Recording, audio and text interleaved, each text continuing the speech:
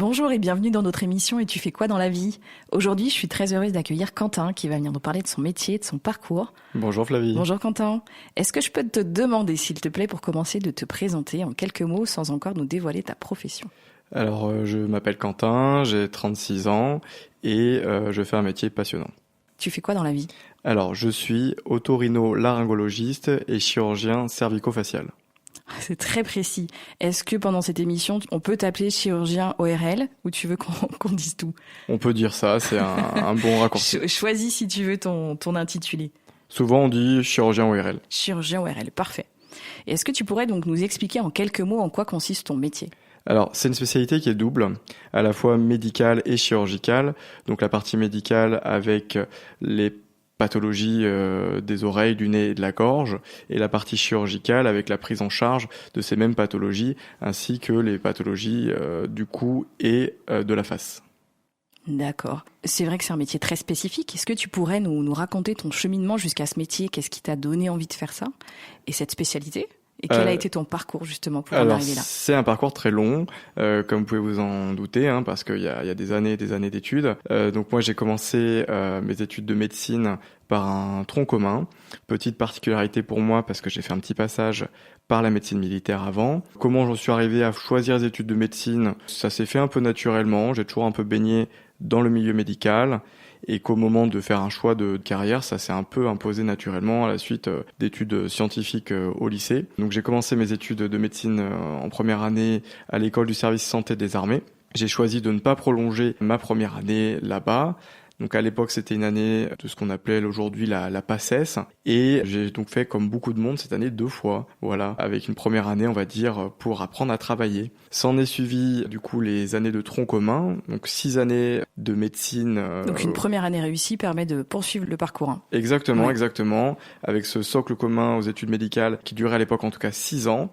À la suite de quoi, j'ai passé le concours des épreuves classantes nationales, ce qu'on appelle dans notre jargon le concours de l'internat, où j'ai pu choisir ma spécialité et une ville de formation. Et c'est là que j'ai choisi l'otorhinolaryngologie et la chirurgie cervico-faciale à Clermont-Ferrand en Auvergne, car j'avais fait mes études au préalable à Lyon, à la faculté Lyon-Sud.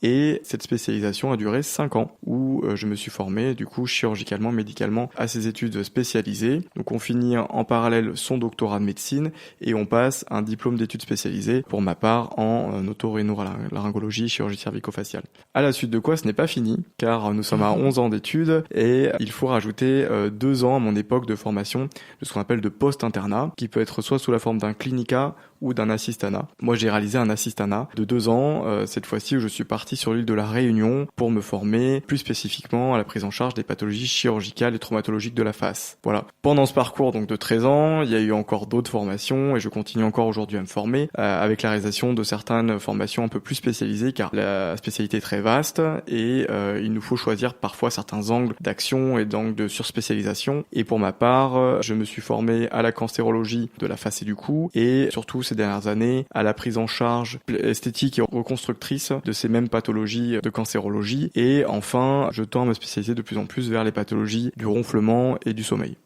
Bravo pour ce parcours. Ça fait quelques années que tu fais ce beau métier, ça fait combien de temps que j'ai fini mes études? Donc j'ai commencé, c'est simple, j'ai passé mon bac en 2007, nous sommes en 2025, donc voilà, ça fait quand même quelques années et je travaille officiellement à mon compte depuis maintenant 3 ans. Tu as dû avoir des dynamiques de vie différentes, mais aujourd'hui, est-ce que tu pourrais nous expliquer comment s'organisent tes journées ? À quoi ressemble la journée type d'un chirurgien ORL ? Alors c'est très varié parce qu'on a cette double casquette médico-chirurgicale. Donc il y a des journées où je ne fais que des consultations et des journées où je ne fais que de la chirurgie et parfois des journées un peu hybrides où je vais être en consultation le matin et au bloc opératoire l'après-midi. Alors ça c'est pour mon activité propre, c'est différent pour chacun de mes confrères, mais pour ma part c'est comme ça que je fonctionne. J'opère 1 jour et demi par semaine et je consulte 2 jours et demi par semaine. Tu as fait le choix du libéral ? Oui. C'est ça, mais on peut travailler dans différents types de structures. Exactement. On peut très bien travailler soit en libéral comme moi et ne faire que une activité médicale pure et dure, comme on peut faire une activité aussi médico-chirurgicale en libéral, c'est ce que je fais moi. Donc je travaille au sein d'une clinique et je consulte à côté dans un cabinet pas très loin de cette clinique. Mais on peut très bien aussi l'envisager sous un angle purement hospitalier avec certains de mes confrères qui ne travaillent qu'à l'hôpital public. Donc aujourd'hui, tu travailles seul, mais pas que. Tu es aussi en équipe. Exactement. Donc je suis associé avec un collègue et ami, et nous avons dans notre cabinet la chance de travailler avec 2 belles personnes, à savoir ma secrétaire et une assistante médicale qui nous aide du coup à la réalisation d'examens médicaux et paramédicaux pendant le temps de la consultation, afin de pouvoir voir plus de gens plus rapidement. On a vu que tu t'étais diversifié, mais au-delà de ça, si on reprend la base, ORL, donc c'est O pour auto, l'oreille, Exactement. R pour rhino, le nez, et L pour laryngologie, pour la gorge. Tu dois forcément étudier tout ça, mais est-ce que tu as une préférence, ou est-ce que quand on est ORL, on doit aimer les 3 ?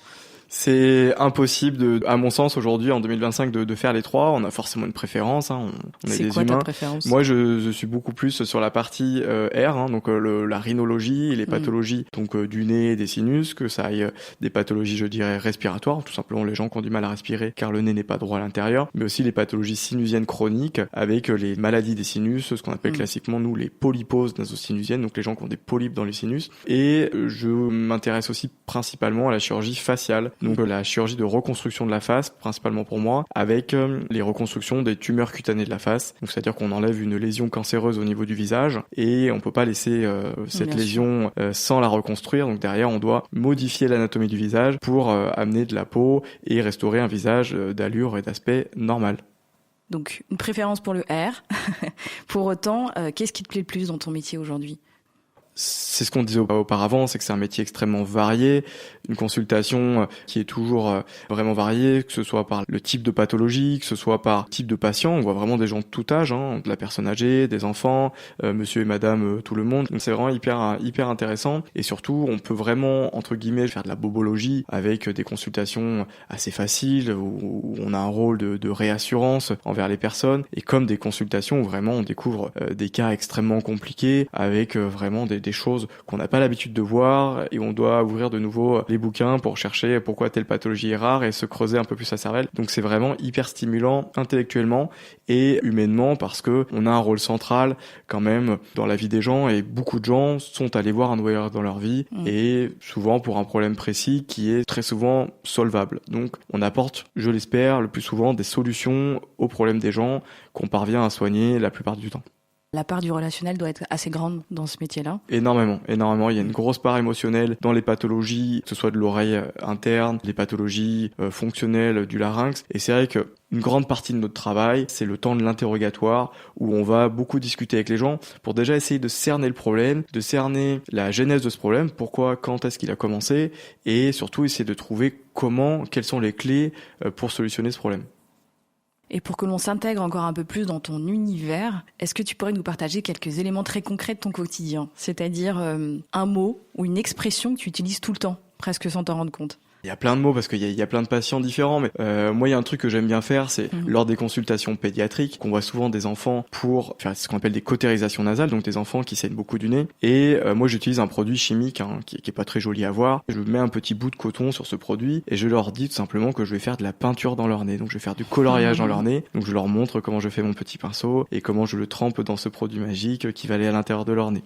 Ça c'est une petite phrase que j'aime bien dire aux enfants parce que ça dédramatise la chose, on leur parle un peu de choses qu'ils connaissent, de leur environnement. Et pour la partie, je dirais, plutôt des adultes que je vois, donc parfois des personnes très âgées et plus jeunes, ils se posent toujours un peu sur la chirurgie de la face, la question de la cicatrice.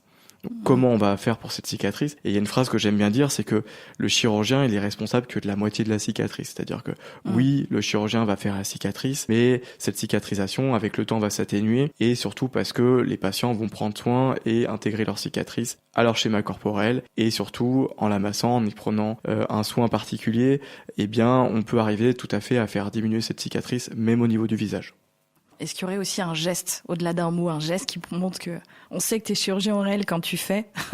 Ah, il y a plein de trucs, mais nous on adore mettre des tuyaux dans les trous de nez. Donc c'est vrai que moi mon geste c'est la spécialité des orifices. Alors oui, le geste que je fais le plus c'est certainement de mettre une petite caméra dans le nez des gens et d'aller mettre un petit écarteur dans les oreilles des gens pour aller regarder. Ouais. Ça c'est pour l'aspect médical. Pour l'aspect chirurgical, il y a des gestes très ritualisés comme le lavage de mains, qui sont des gestes très protocolisés qu'on fait de manière, je dirais, sous-corticale sans trop réfléchir. Machinalement, oui, bien sûr. Donc des tuyaux, du coton, rassurer des patients. Il y a quoi d'autre dans le kit de survie du chirurgien ORL ?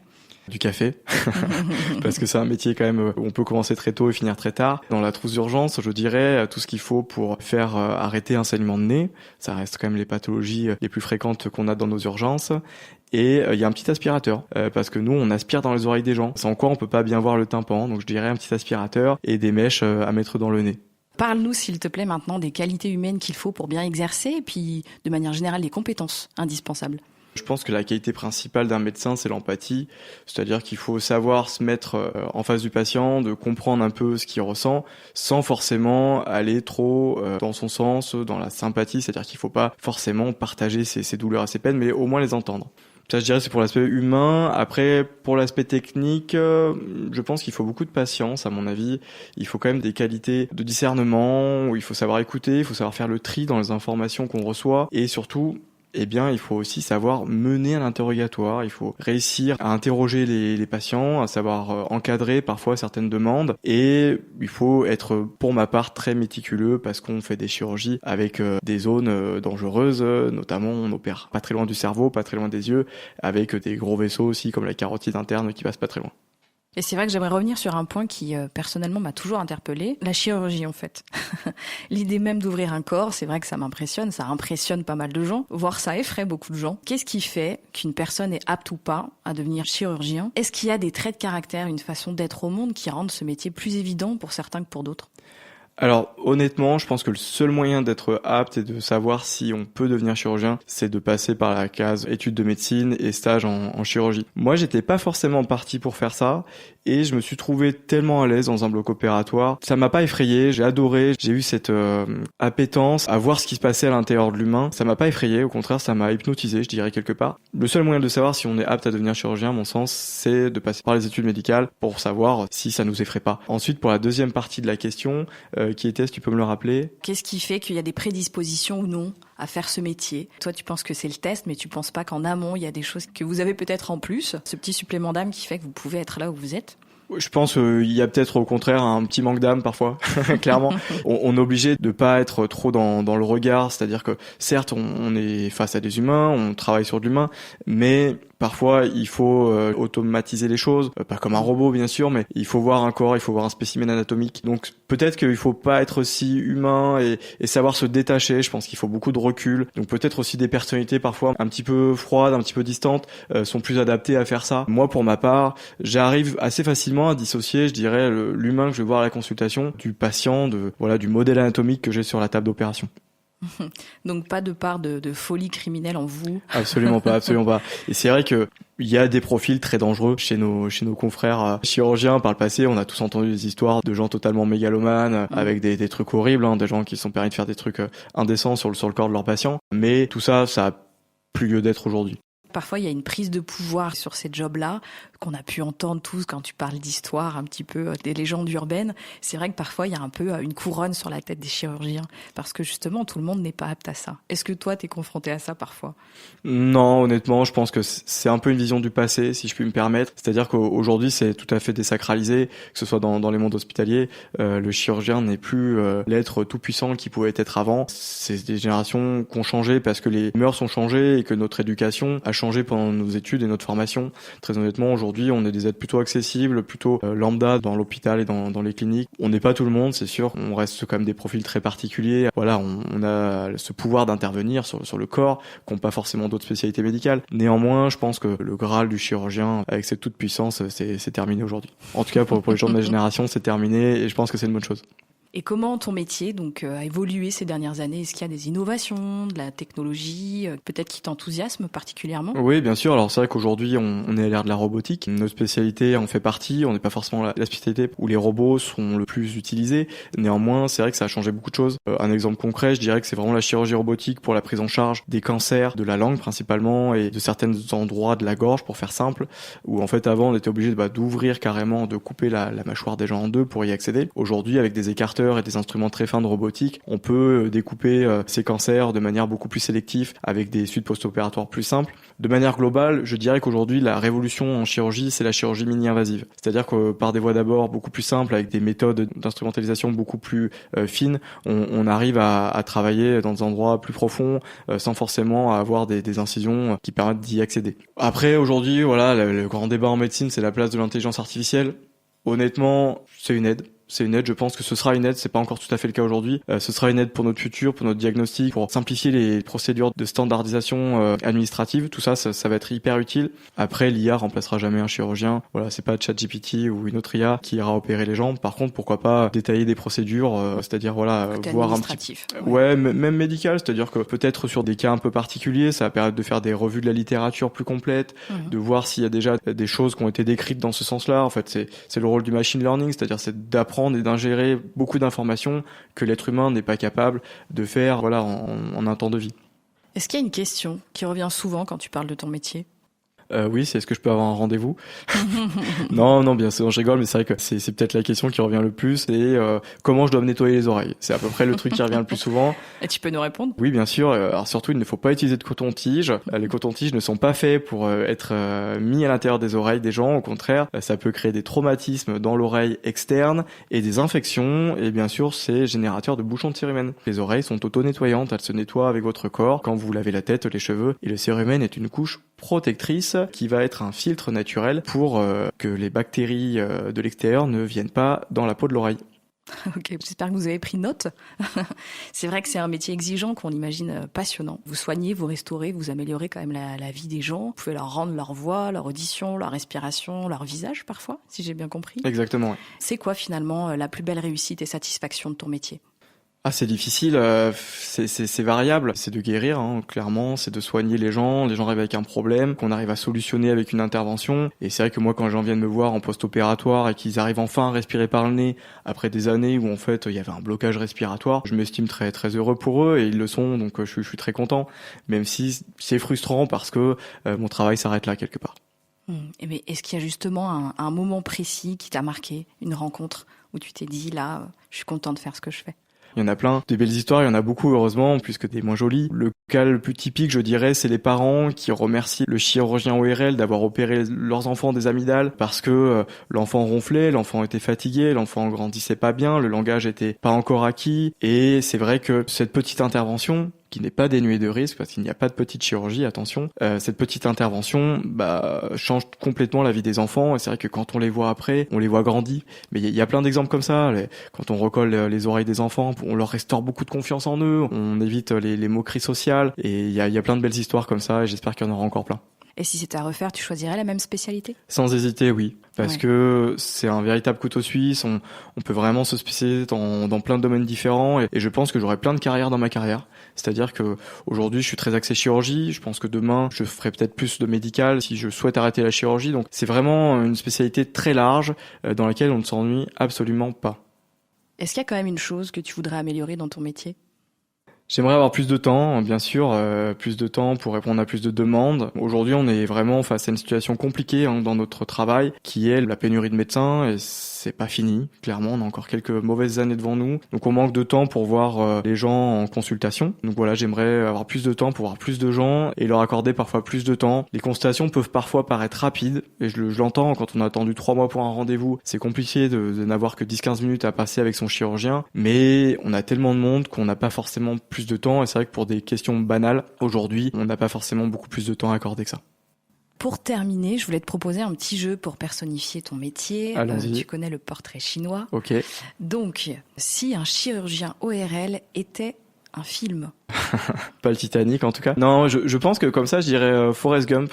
Parce qu'il y a cette phrase que j'aime bien dans ce film où il dit à un moment que la vie c'est comme une boîte de chocolat, on sait jamais ce qui va se passer. Et moi c'est souvent ce que je dis pour ma consultation, c'est que je sais jamais vraiment ce qui va m'arriver. Est-ce que je vais voir une oreille, est-ce que je vais voir un nez, est-ce que je vais voir un enfant, est-ce que je vais voir une personne âgée. Donc je dirais Forrest Gump pour ça. Bien trouvé. Si ton métier était un nombre ou un chiffre? L'infini. Il y a un nombre infini de possibilités de carrière, de spécialisation, de surspécialisation, et c'est vraiment très très propre à ma spécialité. En tout cas un nombre élevé. Et un sport? Alors un sport, bonne question. Pareil, un sport, il faut être sur plusieurs fronts. Je dirais peut-être le décathlon. Il faut savoir gérer un acouphène en consultation, opérer un nez, aller aux urgences pour changer une canule de trachéotomie. Ouais, donc peut-être le décathlon. À la fois la précision et endurance. Est-ce que, avant de se quitter, tu aurais un dernier conseil pour ceux qui souhaiteraient suivre tes pas? Comment tu peux les ramener, les liguer à ta cause? Oh bah c'est compliqué parce que il y a beaucoup de gens qui essayent et peu d'élus. Donc faut s'y tenir, faut y croire. Ça vaut le coup. C'est un beau métier qui demande beaucoup d'abnégation. C'est sûr que les choses ont tendance à changer aujourd'hui pour nous, mais quand même, c'est un métier passion, c'est un métier qui vaut le coup d'être fait et il faut s'accrocher. Il y a une ligne d'arrivée à un moment qui est vraiment là et c'est une belle carotte qui fait qu'on a un quotidien qui est très agréable et on ne s'ennuie jamais. Visualiser son objectif et foncer. Peut-être, ouais, c'est ça, en se disant que je parle surtout pour les étudiants en médecine là, qui ont parfois la tête dans le guidon, comme ça a été le cas pour moi pendant des années. Faut visualiser la ligne d'arrivée et vraiment croire en ce qu'on fait. Un grand merci pour ton témoignage. Bah de rien, c'était un grand plaisir d'être avec vous. J'espère que cette interview aura permis à nos auditeurs de mieux comprendre ton métier et peut-être donner justement envie à certains de suivre cette voie. Merci beaucoup Quentin. Bah merci de m'avoir accordé du temps aujourd'hui. On se retrouve très vite pour découvrir un nouveau métier. À bientôt. Au revoir.